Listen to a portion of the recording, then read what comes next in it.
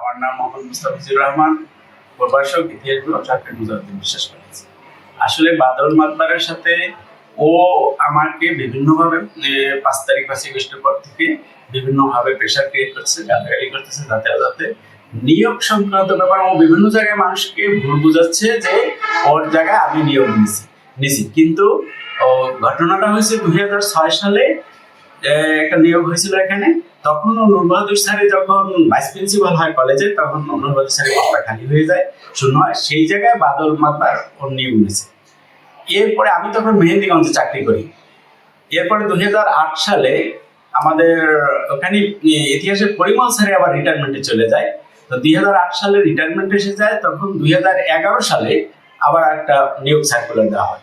সেই শূন্য পদের সার্কুলার দেখে আমি ওই পদে দরখাস্ত করি এবং সেখানে আমার চাকরি হয়। তো নিয়োগ সংক্রান্ত ব্যাপারে ওর সাথে আমার কোনো সম্পর্ক নেই, কিন্তু ও বিভিন্নভাবে মানুষকে ভুল বুঝাইতেছে, আমার কাছে বিভিন্ন সময় টাকা দাবি করতেছে। এর আগে কিছু পোলাপান কিছু লোকজন আমার কাছে পাঠাইছে যে টাকা নেওয়ার জন্য।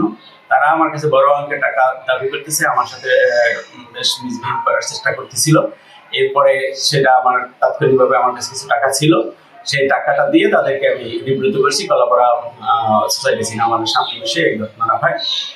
এরপর গতকালকে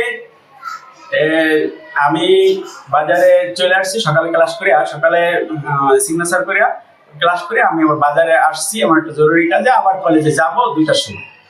এর মধ্যে 12:30টার সময় আমাকে কলেজ প্রশাসন থেকে আমার ফোন করেছে যে আপনি কোথায়? আমি বলছি আমি আছি বাজারে। তাহলে আপনি আসেন, পরীক্ষার খাতা দেখতে হবে। ন্যাশনাল ইউনিভার্সিটির ইনকোর্স পরীক্ষা, ডিগ্রির ফাইনাল ইয়ারের ইনকোর্স পরীক্ষার খাতা, এই খাতা ন্যাশনাল ইউনিভার্সিটি চলে যাবে। এরপরে আমি কলেজে চলে যাই। যার পরে পরীক্ষা দপ্তরে ছিল, নাম হচ্ছে পরীক্ষা দপ্তরের যে প্রধান, সে ছিল এনামুল কবির লিটু। তার কাছ থেকে আমি ওই খাতা রিসিভ করি।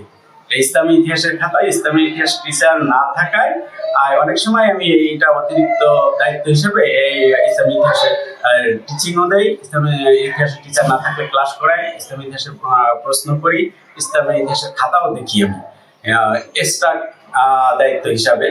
এটা অনেক সময় করি। তখন আমি 72টা খাতা, পঞ্চম পেপার এবং ষষ্ঠ পেপার ইন করছে, 72টা খাতা নিয়ে আমাকে বলতেছে যে আজকে এখানে বসে দেখে দিয়ে যায়।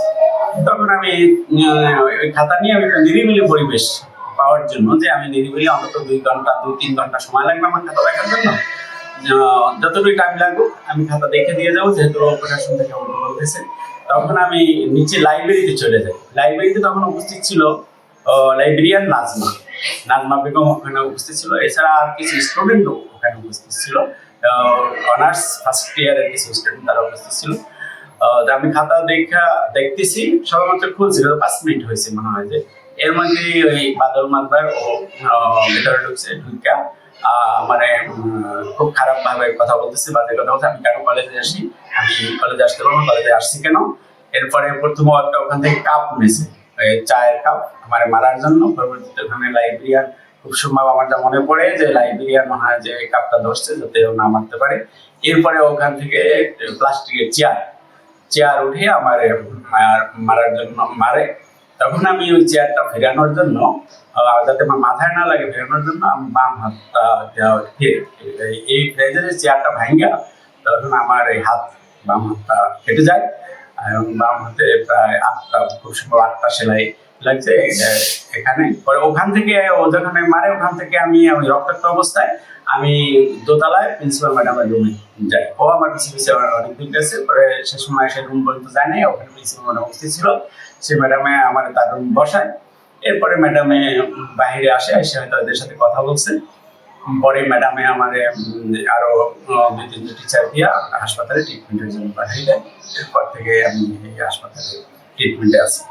বর্তমানে আমি তো নিরাপত্তাহীনতায় ভুগতেছি এবং আমার বিভিন্ন জায়গা থেকে বিভিন্নভাবে বলা হইতেছে যে আমি আমার স্ত্রী ছেলে মেয়ে নিয়ে কলাপাড়া থাকতে পারবো কিনা। আমি এর সুষ্ঠু বিচার চাই, আইনি প্রক্রিয়ার মাধ্যমে সুষ্ঠু তদন্ত সাপেক্ষে সুষ্ঠু বিচার চাই।